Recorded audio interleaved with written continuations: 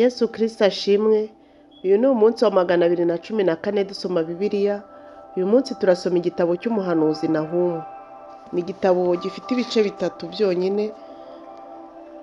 Nahumu nawe yahanuye ku by'Ineneve. Reka dusome mu izina rya Yesu. Igice cya mbere, iby'Ineneve. Ibihanurirwa Ineneve, igitabo cy'iyerekwa rya Nahumu umwerekoshi. Uwiteka ni Imana ifuha kandi irahora. Uwiteka arahora kandi agira uburakari bwinshi. Uwiteka ahora ababisha be kandi abanzi be ababikira umujinya. Uwiteka ntiyihutira kurakara, afite ububasha bwinshi kandi ntabwo yatsindishiriza utsinzwe n'urubanza. Inzira y'Uwiteka iba mu ishuheri no mu mugaru, kandi ibicu ni nk'umukungugu utumurwa n'ibirenge bye. Acyaha inyanja igakama, agakamya n'imigezi yose. I Bashani n'i Karumeli hararabye, n'uburabyo bw'i Lebanoni burarabye. Imisozi iratigitira imbere ye, n'udusozi turayenga, kandi isi iterurirwa imbere ye, ni ukuri isi n'abayituyemo bose. Ninde wabasha guhagarara imbere y'umujinya we, kandi ninde wakwihanganira uburakari bwe bukaze? Umujinya we usutswe umeze nk'umuriro, kandi ibitare niwe ubimenagura. Uwiteka ni mwiza, ni igihome ku munsi w'amakuba, kandi azi abamwiringira. Ineneve azahamarisha umwuzure w'amazi menshi, kandi abanzi be azabakurikirana no mu mwijima. Icyo mugambirira ku Uwiteka ni iki? Azahatsembaho, ntabwo umubabaro uzahagaruka ubwa kabiri, kuko nabo bamera nk'amahwa asobekeranye, cyangwa nk'abinamye mu nzoga zabo. Bazatwikwa nk'ibikuri byumye. Hariho uwasohotse muri wowe wagambiriye ibibi ku Uwiteka, akagira abandi inama yo gukora ibibi. Uwiteka aravuga ati, naho batunganirwa kandi ari benshi, bazatsembwaho, kandi umwami wabo azaba avuyeho. Nubwo nakubabaje, sinzongera kukubabaza ukundi, ndetse ubu ngiye kugucaho uburetwa bwe, nguceho n'ingoyi ikuboshye. Kandi Uwiteka yategetse ibyawe, ngo nta mbuto zitirirwa izina ryawe zizongera kubaho. Nzaca igishushanyo kibajwe n'igishushanyo kiyagijwe, mbikure mu nzu y'ibigirwamana byawe. Nzagucukurira imva yawe, kuko uri umunyagisuzuguriro. Nahumu ibice bibiri. Dore mu mpinga z'imisozi amaguru yuzanye inkuru nziza, akamamaza iby'amahoro. Yuda we, komeza ibirori byawe byera, higura imihigo yawe, kuko umunyabibi atazongera kunyura iwawe, yatsembweho pe. Imana izatera abanzi b'Abisiraheli. Uvunagura azamukiye imbere yawe. Komera ku gihome, rinda inzira ikenyera ukomeze, yongeremo imbaraga y'ubutwari. Uwiteka agaruye icyubahiro cya Yakobo n'icyubahiro cya Isiraheli, kuko abanyazi babasahuye bagakokora amashami y'inzabibu zabo. Ingabo z'intwari ze bazirabye imituku, ingabo ze zishize ubwoba, zambaye imihemba.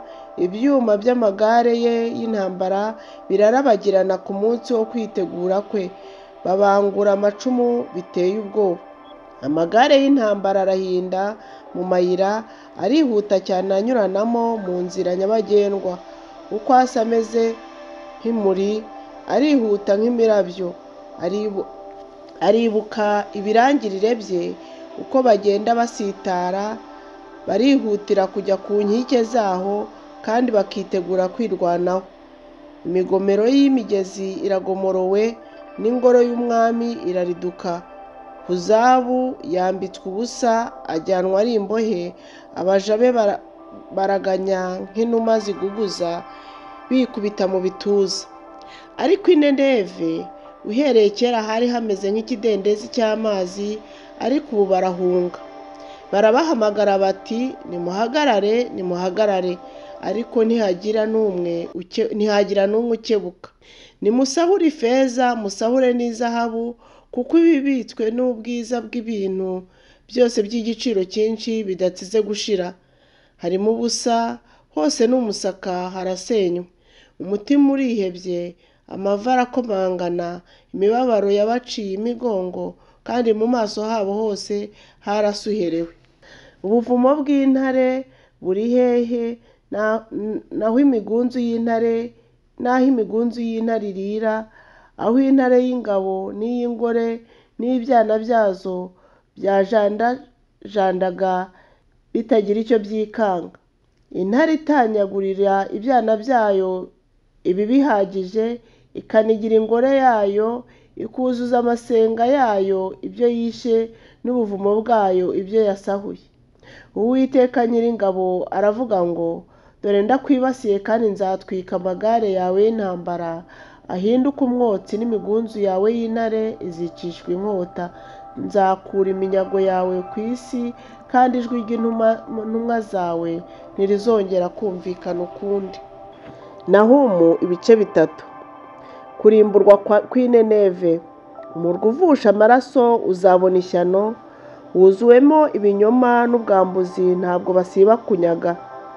Urusaku rw'ikiboko, urusaku rwo guhinda kw'inziga, imirindi y'amafarashi agenda aca ibisibo, ikiriri cy'amagare y'intambara asimbuka, ugendera ku ifarashi akisuka mu rugamba, n'inkota irabya indimi, n'icumu rirabagirana, n'abishwe ishyano ryose. Intumbi nyinshi zigerekeranye, n'abapfuye ntibabarika, barasitara ku ntumbi zabo. Ibyo byose byatewe n'ubusambanyi bukabije bwa maraya wakundwaga, umurozikazi w'umuhanga ugura amoko ubusambanyi bwe, akagurisha n'imiryango uburozi bwe. Dore ndakwibasiye, niko Uwiteka Nyiringabo avuga, nzakubeyurira inkanda yawe mu maso hawe, kandi nzereka amoko ubwambure bwawe, n'amahanga nyereke ibiteye isoni byawe. Kandi nzakujugunyaho ibihumanya cyangwa urunuka buyagishe, kandi nzaguhindura igishungerwa. Nuko abakureba bose bazaguhunga bavuge bati, i Nineve hararimbuwe, ninde uzaharirira? Nzagushakira he abakumara umubabaro? Mbese uruta ino Amoni, hari hagati y'imigezi, hazengutswe n'amazi, igihome cyaho ari inyanja, n'urusika ruhakingiye narwo ari inyanja. Etiyopiya na Egiputa hari amaboko yaho atagira ingano, Abaputi n'Abalubimu bari abafasha bawe. Ariko abaho baragiye bajyanywe ari imbohe, n'abana babo bato babesagurishije mu mahuriro y'amayira yose, n'abanyacyubahiro baho babakoreraho ubufindo burobanura, kandi abakomeye baho bose bababohesha iminyururu. Nawe uzasinda, uzahishwa, uzishakira igihome ubitewe n'abanzi. Ibihome byawe byose bizamera nk'imitini yeze, imbuto z'imyima mbere iyo unyeganyejwe zihungukira mu kanwa k'umuryi. Dore abantu bawe bagusigayeho ni abagore, amarembo y'igihugu cyawe yaguriwe abanzi bawe. Umuriro wakongoye ibihindizo byawe. Ivomera amazi azaba ahagije mu gihe cyo kugotwa. Komeza ibihome byawe, jya mu ibumba ukate urwondo, ukomeze itanura ry'amatafari. Niho umuriro uzagukongorera, uzicwa n'inkota ikumareho nk'uburima, wigwize nk'uburima, uze nk'inzige. Wigwirizaga abacuruzi kuruta inyenyeri zo mu ijuru.